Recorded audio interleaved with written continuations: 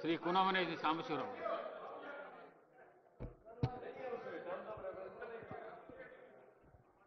Thank you sir. ఈరోజు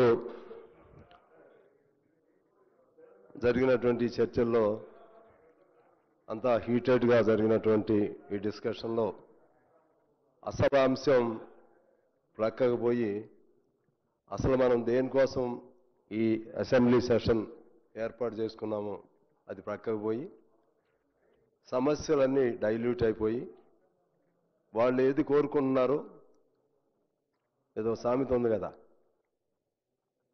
రోగి కోరుకున్నది డాక్టర్ కోరింది రెండు ఒకటేలాగా అయిపోయే ప్రమాదం నాకు కనపడుతుంది అధ్యక్ష. అందువల్ల ఇవాళ కొద్దిగా నాకు కూడా ఒక 20 నిమిషాలు టైం ఇవ్వమని కోరుతున్నాను. వాస్తవంగా ఏ రాష్ట్రంలో కూడా ఇంతకుముందు నేను బీహార్ లేకపోతే యూపీ అటువంటి రాష్ట్రాల్లో ఈ అరాచకత్వం గురించి వినేవాళ్ళు. ఇవాళ మన దురదృష్టం తెలుగు రాష్ట్రాల్లో ఈ అరాచకత్వం గత 10 ఏళ్ల నుంచి 2 తెలుగు రాష్ట్రాల్లో లేదా అంతకుముందు కొద్ది కాలంలో నుంచి ఇవాళ మనం చూస్తూ ఉన్నాం. దీనిలో దురదృష్టకరమైనటువంటి బాధాకరమైనటువంటి విషయం ఏంటంటే ఒక రాజకీయ నాయకులకే ఇది పరిమితం కావట్లేదు.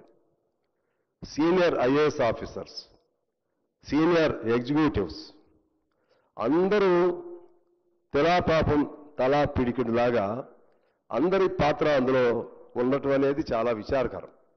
అంటే అటువంటి స్వేచ్ఛ లేదు. వాళ్ళ అభిప్రాయాలు చెప్పడానికి వినటానికి చెప్పడానికి స్వేచ్ఛ లేదు, వినటానికి ఓపిక లేదు. అంటే ఎట్లా వచ్చిందంటే ఒక పేరుకి డెమోక్రటిక్ సిస్టమ్ ఇది, కానీ ఆచరణలో ఇది ఒక సామెత ఉంది, ఎక్కడైతే నిరంకుశత్వం పడగు విప్పుతుంటే అక్కడ వాస్తవం అణిచివేయబడుతుంది. అదేవిధంగా ఈ నేపథ్యంలో ఇంతకుముందు కోమటిరెడ్డి వెంకటరెడ్డి గారి గురించి చెప్పారు, మీరు పొగిడారు కదా అని. ఇంకా శ్రీనివాసరెడ్డి గారి గురించి చెప్పారు, మీరు పొగిడారు కదా అని. ఆ రోజు అసలు వాస్తవం బయటకు వచ్చిందా, బయటకు రానిచ్చారా? మొత్తం గందరగోళంగా అంతా ఇంతకంటే గొప్ప వరం మరొకటి లేదు.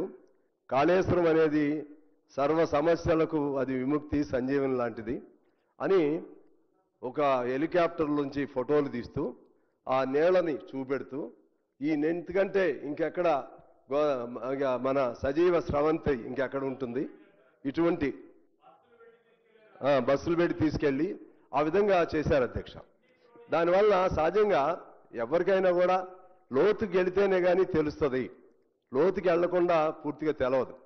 అది చూసి ఇప్పుడు లోతుకి వెళితే ఏం తెలుస్తుంది, అసలు అంత నీళ్లు ఎలా నిలవన్నాయి, బ్యారేజ్కి డ్యామ్కి రిజర్వాయర్కి తేడా ఉన్నదా లేదా?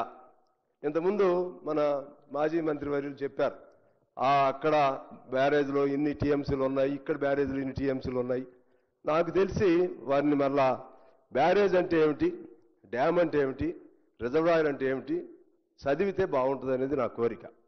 ఎందుకంటే ఏ బ్యారేజ్ అయినా సరే 2 టీఎంసీలు 1.5 మ్యాక్సిమం అయితే 2.5 టీఎంసీల కంటే ఎక్కువ ఉండవు అధ్యక్ష.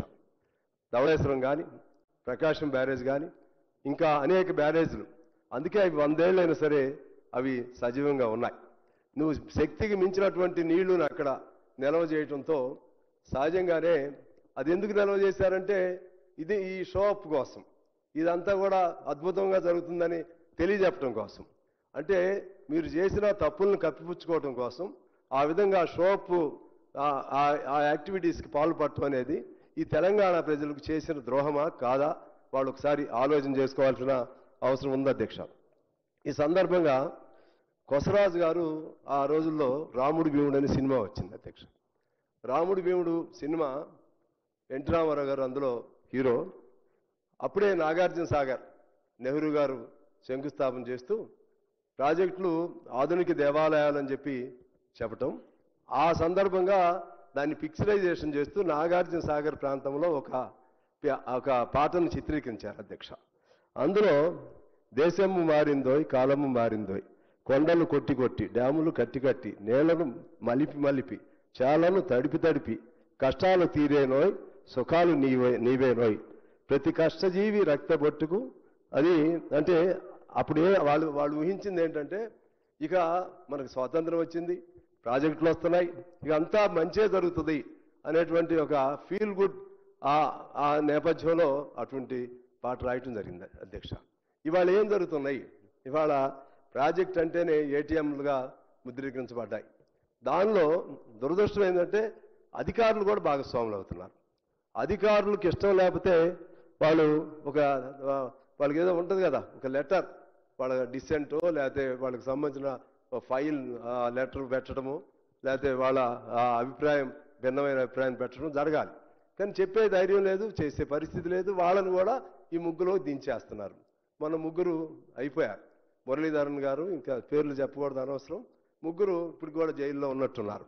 అదేవిధంగా సీనియర్ ఐఏఎస్ పేర్లు కూడా ఇందులో దానిలో మెన్షన్ చేసి వాళ్ళపైన కూడా యాక్షన్ తీసుకోవాలని చెప్పి రిపోర్ట్లో ఉంది అధ్యక్ష. అంటే ఇది మనం ఒకసారి అధికారులు కూడా వారికి స్వేచ్ఛ ఇవ్వాలి. మన సిస్టమ్ లెజిస్లేటర్, ఎగ్జిక్యూటివ్, జ్యుడిషియరీ దేనికి దానికి విడివిడిగా ఫంక్షన్ చేయాలి. కానీ వాళ్ళకి జరగట్లేదు అధ్యక్ష. లెజిస్లేచర్ని, జ్యుడిషియరీని అలాగే ఎగ్జిక్యూటివ్ని అన్నింటినీ కంబైన్ చేసేసి ఒక్కళ్ళ తంబు ఇంప్రెషన్తో లేకపోతే ఒక తంబు రూల్ ద్వారా పరిపాలన చేయాలనుకున్నప్పుడు ఈ ప్రాబ్లమ్స్ వస్తూ ఉన్నాయి. ఆ రోజుల్లో శంకరన్ గారు లాంటి వాళ్ళు, జయభారతి రెడ్డి గారు లాంటి వాళ్ళు, లేకపోతే ఇప్పుడు కూడా మనకున్న జయప్రకాష్ నారాయణ లాంటి వాళ్ళు అనేక మంది అధ్యక్ష ఆ రోజుల్లో ఐఏఎస్ అంటే ఇలా ఉండాలి అని ఆదర్శంగా ఉండేవాడు. నేను అందరూ ఐఏఎస్ని అంటలేదు, కానీ ఎప్పుడైతే ప్రెషర్స్కి లొంగుతారో అటువంటి వాళ్ళు జాగ్రత్తగా ఉండాల్సిన అవసరం ఉందని. ఎందుకంటే మీరు 30 ఏళ్ళు ఉండాలి, అధికారంలో ఉన్నటువంటి వాళ్ళు 5 ఏళ్ళు, ప్రజలు అధికార అవకాశం ఇస్తే ఇంకొంతకాలం ఉంటారు. కానీ ఇవాళ ఆ విధంగా లేదు అధ్యక్ష.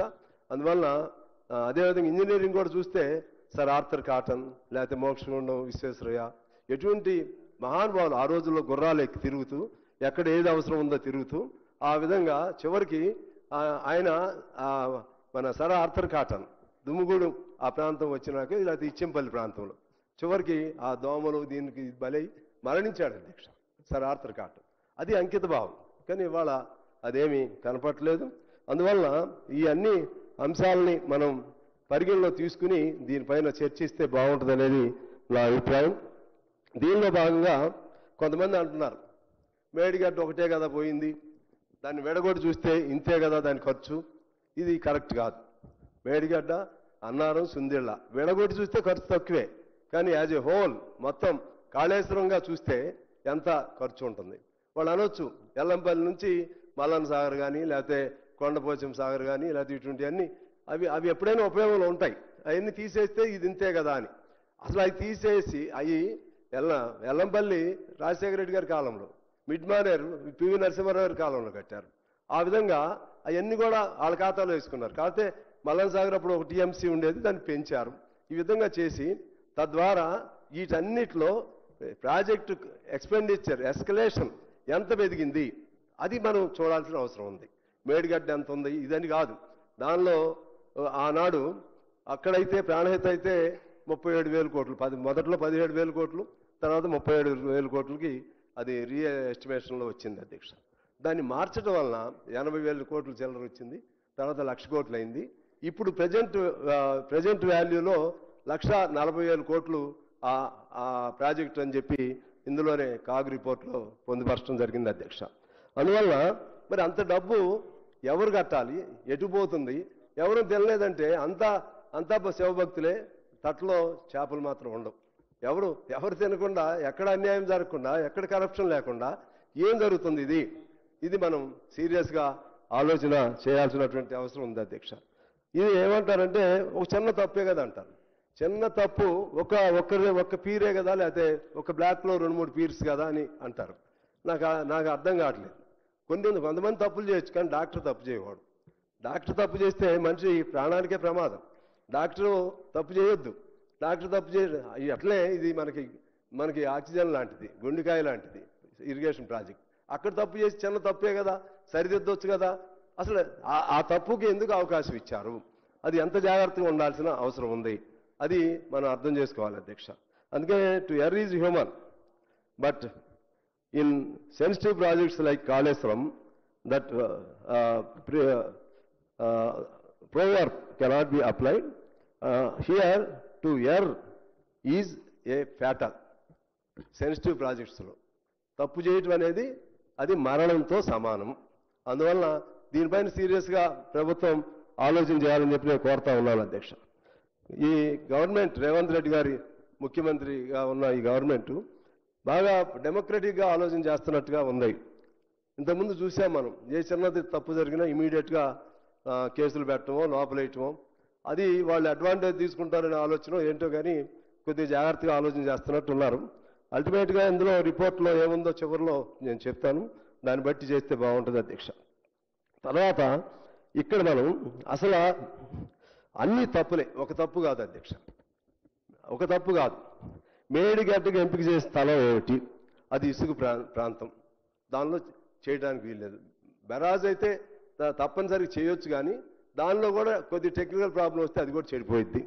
అది against the experts opinion they proceeded for other. అది అట్లే దాని కింద శాండ్ స్టోన్స్ ఇవన్నీ ఉన్నాయి, అది వాళ్ళు వెళ్ళలేరు. అలాగే క్వాలిటీ కంట్రోల్ మెజర్స్ కానీ ప్రొసీజర్స్ కానీ చేపట్టలేదు అధ్యక్ష.